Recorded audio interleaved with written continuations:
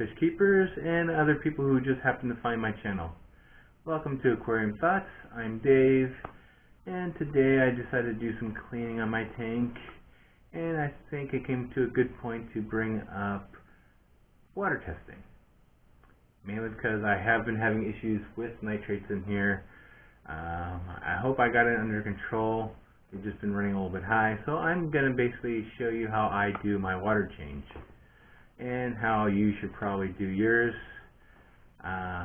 Everyone should have one of these on hand. They should have some way to test their water parameters. Primarily, you want to at least test for your ammonia, your nitrites, your nitrates. I would even say check your pH as well, just to make sure nothing's out of the ordinary, especially if you see your fish acting a little strange. Most of the time I do skip the ammonia and the nitrites. Occasionally I do check them, just to spot check them. Most of the time I'm just worried about the nitrates, just to see where I need to change my water. Also, I might also check my pH and my KH and my GH. Mostly I do my pH, my nitrates, and my KH. I typically just use the pH and the KH to determine how much carbon dioxide I hypothetically possibly have in my tank here, since I do run CO2. Though I do have a drop checker, I just use that just for spot reference. So I'm going to show you what I use for my test kit. I use the API freshwater test kit right here. This is one item I can never find at a local fish store at a reasonable price. I always see that for 30 or 40 bucks for some reason. And Amazon, you can pick these up for about 20, 25. Definitely probably look on Amazon on this one. Although I do wish people would actually support their local fish stores out there. But this item I just can't justify paying 40 bucks for at a fish store. One thing I wish API would do, I do like the new design of this package, but one thing I do wish they would have done was something I found on thingiverse.com, where people submit projects that they've done on 3D printers. I found this one right here, which is actually a nice little kit, which is actually smaller than what API gives you. It's this guy right here, where you have room for your test kits right there. You get your pH, ammonia, nitrites, nitrates, my GH, and my KH. And on the back, as you can see, is the bottles, which is a nice little holder. One thing I recommend for you to pick up as well is one of these lovely syringes you can find at CVS Pharmacy, Walgreens. You typically get these from the pharmacy. You ask for them, they're most likely give them to you for free. Or you can buy them off the shelf, either which way works. But I did find this on Thingiverse. I don't have a 3D printer, but I did send it out to actually get printed. I forget the name of the website I used, but you can actually find that on Thingiverse as well, where they will list a number of places where you could actually get these printed out at. This is a nice little addition. I do like it. And just to compare, here's the size of the test kit. It's about the same size actually, considering the redesign on this. But the old kit was actually larger than this was. But yeah, that's what I use for my water testing. In a moment, I will do my water testing, and I will show you what my results are on this time. I'm suspecting the nitrates are probably going to be a little high, so I'm probably going to have to do a water change again tomorrow. Stay tuned, and I will do the test. Okay, I am back, and I'm about to get the water. I'm going to use this. This is where this little syringe comes in. I'm going to use this to actually get the water and actually measure out the 5 milliliters that each test required. And on this, I'm only going to worry about the pH, the nitrates, and the KH. That's all I want to test for right now. I'm pretty sure my ammonia and my nitrates are going to be 0 at this point. Like I said, I'm only really worried about my nitrates right now. So I'm only going to do those 3 tests just to save on some time here. I really don't want to run more tests than I really have to. I know I did the water change on this earlier, but I'm just going to see where my nitrates are at. and see how much I do have in CO2 at the moment according to this little formula I use on this. So I got the water, so give me a second. I'm going to go run this to my table and do the testing there because I do not like pouring chemicals over my tank. Stay tuned and I'll be right back. Okay, I am back and I'm all set up to do my tests. Like I said again, I'm only going to do my pH, my nitrates, and my KH right now, because that's all I want to know right now. And as you can see, I do have my laptop right here, which is actually in Google Documents, which I have set up a nice little spreadsheet, which I will share in the description. A lot of the stuff I will try to share in the description. If I didn't, please leave a comment and remind me, and I will share that. I will do a copy on there, so if you want to borrow this, you can. Basically, I have the date I did the test, I have the ammonia readings, I have the nitrite readings, the nitrate, the temperature at the time, the pH, the KH, and VH. And also one other thing I have on here is the CO2 parts per million, which is a formula that I have that I found online, which I have plugged in here. So it takes the KH and the pH reading and figures that out on its own. So anyways, I'm going to go ahead and do this right now. I'm going to start with the nitrates, since that does take the longest. You also have to wait 5 minutes and do all this mumbo jumbo. I always like to make sure to shake it up a little bit here. And then I start adding by 10 drops on the first one. 1, 2, 3, 4, 5, 6, 7, 8, 9, 10. Lift that out of there, close it up. And grab one of these lovely lids in here and shake it up for a few seconds there. And then I'm gonna go ahead and shake the nitrate number 2, which I have to do that for 30 seconds. So I'm gonna use Google to help me here. I'll set timer for 30 seconds. Okay, 30 seconds. Starting now. And so then you have to shake this for 30 seconds, and yes, I'm just going to let this record. No fast motion, no nothing. But like I was saying earlier, every fish keeper should have had this. This is probably one of the first things they should have purchased. That way they know when they're cycling, when it's ready to actually get fish in there. If you're doing it the fishless cycle, I know some people have said that they have had success with CCAM stability as long as you read and following the instructions. We'll stop. So that should be enough on that. So I'm going to go ahead and insert this into here for another 10 drops. And we have 1, 2, 3, 4, 5, 6, 7, 8, 9, 10. I have 10 drops of that in there, and now I'm going to shake this one for a minute. Yes, you have to shake this one for a minute, so I'm going to do that. Okay, we'll set timer for 1 minute. Alright, 1 minute, starting now.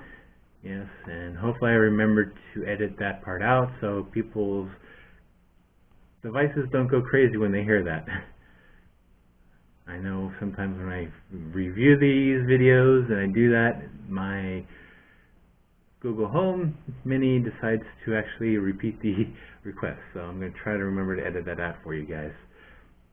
But like I said, this should be the very first thing that people should have out there. Another thing to keep in mind, yes, you could take it to a fish store and get them tested. But a lot of times, from my experience, they don't use a liquid one, which is typically more reliable. They use these little test strips. And sometimes they will just say, oh yeah, the water parameters are fine, they're good, which really does you no good. Because you should know what the actual readings are and not that, oh yeah, it's okay, it fits under the guidelines that I think it should be, which it might be 0.25 on the ammonia, 1 on the nitrites, and yeah, it might be good for them if they don't like their fish, but to you, you're going to love your fish, you're going to want better numbers. Okay, stop. So that's done, and I'm kind of seeing a deep color already, so I know I'm probably going to be in the 40 range just by looking at it now. But we'll see how it is. Hopefully it's not 80. I'm probably still going to do another water change tomorrow just to keep that down a little bit more. And now time for the pH, which I am going to shake a little bit, and I'm seeing the time is 12:07, so I just need to know what time I need to do it, read it. So let's see, we have 1, 2, 3, and I have that nice and set for you here. Let's get one of these lids here, and I'm going to shake that up a little bit as well and get my reading, and by looking at it I'm gonna say it's about I'd say it's about 7. Let me get the color guide and I will be right back in a second. There we go. Sorry, I forgot I looked at it in the kit itself. So I'm going to use that and I'm going to read it, and I'm going to read the guide. I mean, if you could read those little numbers right there, I'm going to say that's, it's either 7 or 7.2. If I had better light, I could probably read it better. I'm going to say that's actually a 7, like I said. And so I'm going to plug that number in for my pH on my computer here under Google Sheets.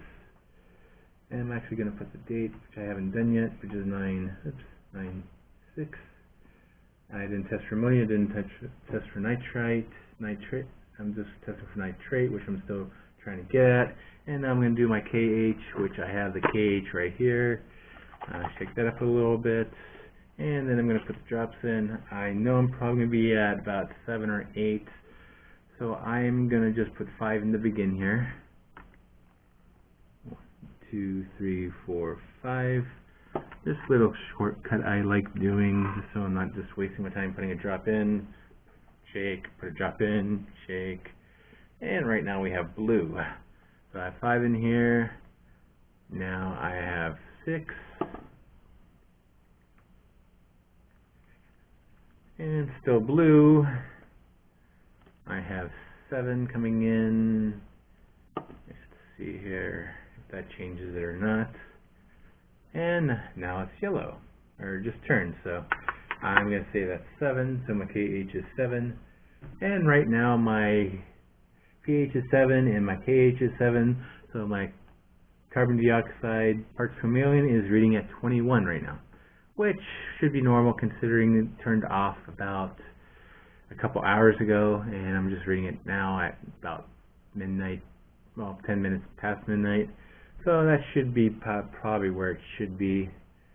I'm just waiting for about a minute or so here, and I'm actually just gonna read this right now. Definitely not as red as yesterday. I really need to figure out this nitrate problem. Yeah, it's at I would say 40. If you agree with me, leave that in the comments. And if you think it's something else, let me know as well. But I believe that is going to be 40 because I know the 80, when I have 80, it is darker than that. You can see that's the white background right there. That's typically what I see when I get 40. I only know because when it's 80, it's a little bit darker than that. So I wish they really did a little better job on these because these are really hard to decipher, especially between the 10 and the 20 and the 40 and the 80. But if you're at 40 and 80, you definitely probably should be doing a water change. And there we have it. I have my numbers plugged in. And as you can see, this little chart right there, that's how I have numbers plugged in. Yellow I have for a little caution. The pH is just yellow caution because that's just how I had it set up. And the parts per million yellow is just yellow just because it's yellow. And if it's green, that's where I want it to be at. If it's red, then I need to do drastic measures. But that is how I do my water testing. And also with the spreadsheet as well, if you want to try it yourself, I do have it set up to do graphs. And I also do have my FERT recipe on there as well, which I'm probably just going to remove on the demo that I'm going to share with you.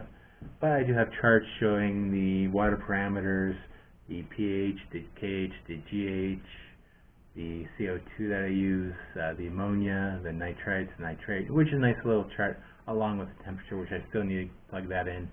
But I'm not going to do that because this video is already getting up to like 11 minutes right now. I'm going to end it here just make sure you do have one of these test kits to use. I mean, it doesn't have to be API. I know there's other manufacturers that do make these liquid test kits, although I would probably recommend getting liquid test kits just because they are typically more reliable for the most part from what I've read and heard.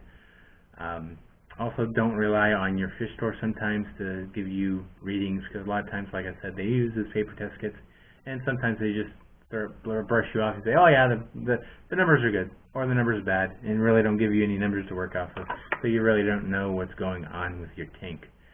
But you should always have something like this, a test kit, so you can test your water parameters. And it should be, like I said, one of the first things you own. I will put an Amazon link in the description, so if you want to buy one of these API test kits, feel free to hit that little link in there. That way you could buy it there. I get a little credit for sending you there, and that way we're helping each other out, I suppose. Anyways, also try to get one of these. Look on Thingiverse. I will put a link on that below, and I will also find that one little site that I went to get these printed out for you as well. I think this one only costed me about $8 to print out, so it's not really that expensive, and it works a lot better than what API provides in their test kits, although I do like the new version that they have. Anyways, if you like my videos, feel free to subscribe, hit the bell notification so that way you can see when I do post a new one, and that way you can watch it if you wish. And as always, have a good night, day, or whatever time you are watching this at. Thank you.